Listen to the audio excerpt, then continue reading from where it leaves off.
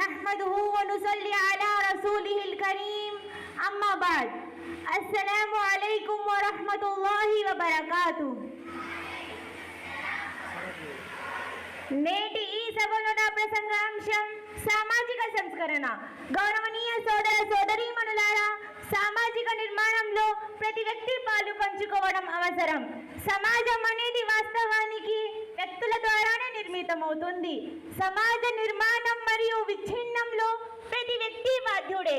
ఒకవేళ ప్రతి వ్యక్తి తన బాధ్యతలను మరియు కర్తవ్యాలను సరైన రీతిలో నిర్వర్తించిన పక్షంలో సమాజం మంచిగా రూపొందుతూ పోతుంది. కానీ నేటి సమాజం నరకం వలె మారిపోయి ఉంది. ప్రతి చోట లంచగొండితనం, అబద్ధం, జూదం, మద్యపానం, లూటీలు మొదలైనవి అడ్డు అదుపు లేకుండా కొనసాగుతున్నాయి. దాని కారణంగా శాంతి భద్రతలు కరువైపోయాయి.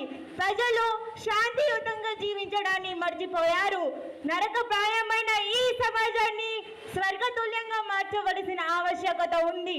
మనం ప్రయత్నపూర్వకంగా సమాజాన్ని ఏ విధంగా సంస్కరించాలంటే మన కార్యాచరణ ద్వారా ఇస్లాం తొలి యుగం గుర్తుకు రావాలి. మంచి వ్యక్తుల ద్వారా మంచి సమాజం రూపొందుతుంది. చెడ్డ వ్యక్తుల ద్వారా చెడ్డ సమాజం రూపొందుతుంది.